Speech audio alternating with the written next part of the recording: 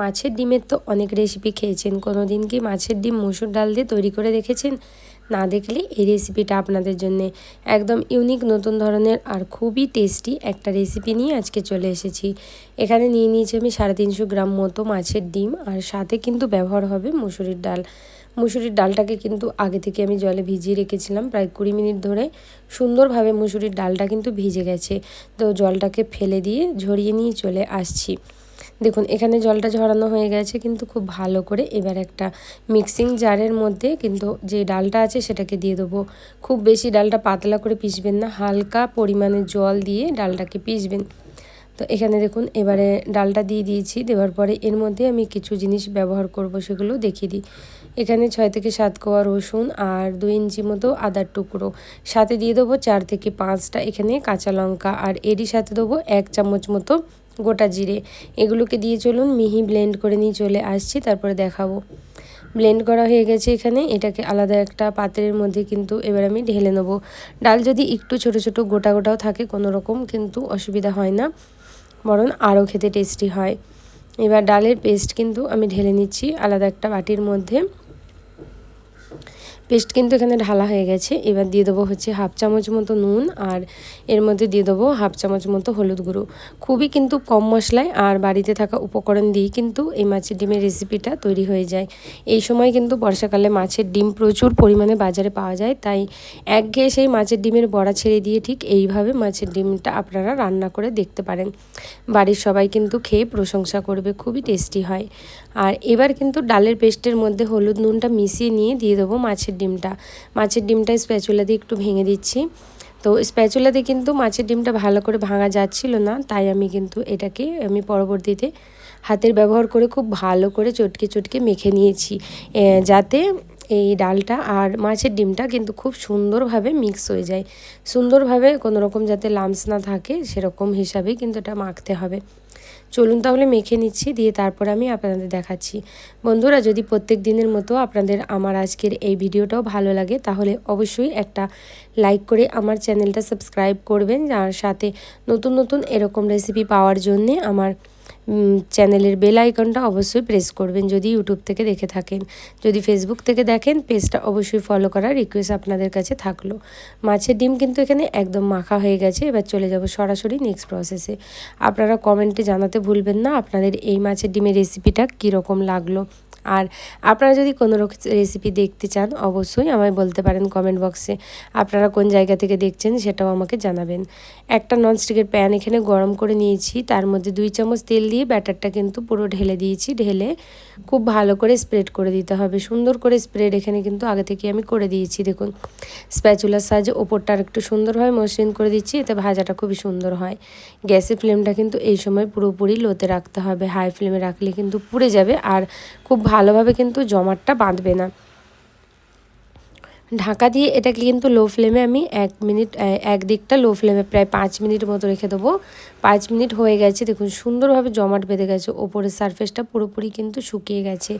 এবার একটা খুন্তির সাহায্যে এরকম হালকাতে তুলে নিয়ে এটাকে সরাসরি উল্টিয়ে দেবো। আপনারা যদি না পারেন তাহলে বাসনের মধ্যে উল্টে নিয়েও কিন্তু এটাকে এইভাবে পাল্টে নিতে পারেন। তো এটাকে আমি ঢাকা দিয়ে আরও 5 মিনিটের জন্য ঠিক এইভাবেই রেখে দেবো। তো 5 মিনিট এখানে কিন্তু আমাদের কমপ্লিট হয়ে গেছে। আপনাদের দেখিয়ে দিই কতটা সুন্দর কিন্তু মাছের ডিমটা এর বড়াটা তৈরি হয়েছে। আপনারা চাইলে কিন্তু ছোট ছোট করে বড়ার আকারও দিতে পারেন, কিন্তু এইভাবে দিলে আপনাদের দেখতেও যেমন সুন্দর হয় আর খেতেও ভালো লাগে। তো এটা যদি একটু ঠান্ডা হোক তারপরে এটার পিস পিস করে আপনাদের দেখাবো। এটা যদি খুন্তি করে তোলেন দেখবেন কোনো রকমভাবে কিন্তু ভেঙে যাবে না, আর এটা কিন্তু মানে খুবই শক্ত হয়ে থাকে এই সময়। আর রান্নাটা করার পর দেখবেন যে এটা প্রচুর পরিমাণে সফট হয়ে যায়। এই রেসিপিটার জন্য অপরদিকে আর একটা মশলা তৈরি করব, সেই জন্যে মিক্সিং জারের মধ্যে দিয়ে দেবো হচ্ছে 3টে বড় সাইজের পেঁয়াজ আর 2টো বড় সাইজের টমেটোর। এই দুটোই কিন্তু লাগবে। এই দুটোকে এবার খুব ভালো করে মিহি পেস্ট করে নিয়ে চলে আসছি। পেস্ট দেখুন এখানে আমাদের কিন্তু একদম হয়ে গেছে। এটাকে সাইডে রেখে দেবো, আর যে ডিমের বড়াটা তৈরি করেছি সেটা আলাদা একটা পাত্রে বাসনে ঢেলে নিয়ে এটার পিস পিস আমি কেটে নেবো। আপনারা চাইলে আপনাদের মন পছন্দ অনুযায়ী পিস কেটে নিতে পারেন। আমি কিন্তু এটাকে ডায়মন্ড শেপে কাটছি, একটু এরকম এটা দেখতে ভালো লাগে, তাই আপনারা চাইলে চৌকো করেও কিন্তু এটাকে কেটে নিতে পারেন। সব ডিমগুলো ঠিক আমি এইভাবেই কেটে নিলাম, কেটে কমপ্লিট করলাম। দেখুন এটা কিন্তু কি সুন্দর দেখতে হয়েছে। রান্নাটা তৈরি করার প্রসেসে চলে যাচ্ছি। একটা কড়াই গরম করে নিয়েছি, দিয়ে দেবো হচ্ছে 2 চামচ মতো রিফাইন তেল। আপনারা চাইলে এটা সরিষার তেলেও কিন্তু তৈরি করতে পারেন। তেলটা যখন গরম হয়ে যাবে দিয়ে দেবো 1 চামচ মতো গোটা জিরে। জিরেটা যে একটু ফুটে আসবে, পেস্ট করে রাখা মশলাটা আগে থেকে সেটা কিন্তু এর মধ্যে ঢেলে দেবো। এটা ঢালা হয়ে গেলেই গ্যাসটা পুরোপুরি হাই ফ্লেমে করে দিয়ে অনবরত নাড়াচাড়া করে 2 মিনিট মতো পেঁয়াজ আর টমেটোটাকে আমি প্রথমে ভেজে নেবো, যাতে পেঁয়াজ টমেটোর একটা কাঁচা ভাব থাকে সেটা যাতে পুরোপুরি চলে যায়, সেই জন্য 2 মিনিট ধরে এটাকে ভাজতে হবে।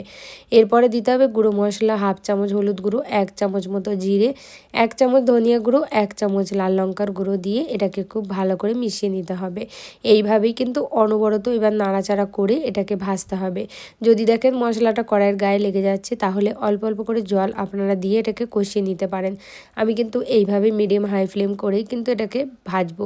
মশলাটা যত সুন্দরভাবে ভাজবেন দেখবেন এটা খেতে কিন্তু অসাধারণ হয়। একটুখানি টাইম সহকারে এটাকে ভেজে আপনারা তৈরি করে দেখবেন, খুবই ভালো হয়। এটাকে এইভাবে কিন্তু হালকা জল দিয়ে আমি আরও কিছুক্ষণ পর্যন্ত এটাকে কষিয়ে নেব।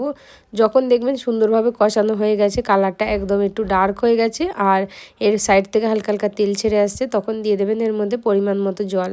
এইখানে আমি প্রথমে 1 গ্লাস মতো দিয়ে নাড়াচাড়া করে নিয়েছি। এটা কিন্তু খুবই গাঢ় লাগছে গ্রেভিটা, তাই আমি এখানে আরও 1 গ্লাস মতো জল দেবো। এই ঝোলে একটুখানি কিন্তু ঝোল মতো করলেই ভালো হয়, কেন মাছের ডিমটা দেওয়ার পরে না মাছের ডিমটা অনেকটা জলটা অ্যাবজর্ব করে নেয় আর গাঢ় হয়ে যায় তরকারিটা, তাই এখানে আরও 1 গ্লাস মতো জল দিলাম।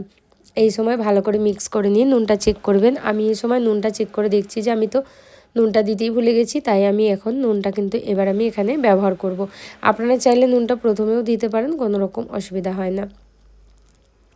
তো 1.5 চামচ মতো নুন দিচ্ছি, যেহেতু আমি প্রথম থেকে কোনো রকম এর মধ্যে নুন ব্যবহার করিনি। বন্ধুরা, আপনাদের রেসিপিটা কেমন লাগছে কমেন্ট বক্সে কিন্তু জানাতে একদম ভুলবেন না।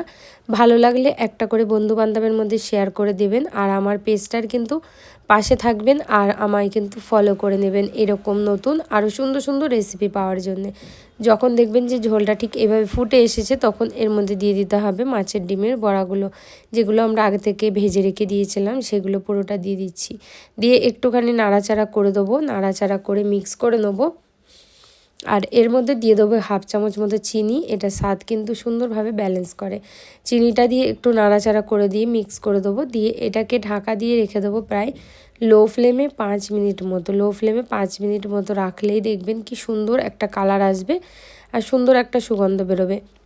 দেখা হচ্ছে 5 মিনিট পর। 5 মিনিট এখানে হয়ে গেছে, একদম কমপ্লিট। দেখুন কি সুন্দর কালার এসেছে। এবার কিন্তু এর মধ্যে দিয়ে দেবো হচ্ছে একটুখানি গরম মশলার গুঁড়ো, আর সাথে দিয়ে দেবো হচ্ছে এর মধ্যে একটুখানি ধনিয়া পাতা কুচি। এই দুটো দিলেই কিন্তু রেসিপিটা একদম পারফেক্টভাবে আমাদের তৈরি হয়ে যাবে।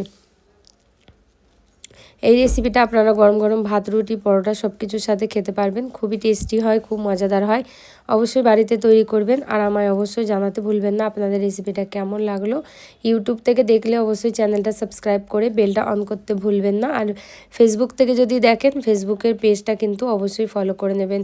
মাছের ডিমের বড়াটা কিন্তু কোনো রকমভাবে শক্ত হয়ে যায় না। এইভাবে একবার তৈরি করে দেখবেন, একদমই সফট থাকে আর খেতে কিন্তু খুবই ভালো হয়। অবশ্যই আপনারা বাড়িতে তৈরি করবেন, তারপরে আমায় কমেন্ট করে জানাবেন। দেখা হবে এরকম আরও নতুন নতুন আরও সুন্দর সুন্দর রেসিপির জন্য। ততক্ষণের জন্যে ভালো থাকবেন, সুস্থ থাকবেন, এইভাবেই আমার চ্যানেলের সাথে থাকবেন।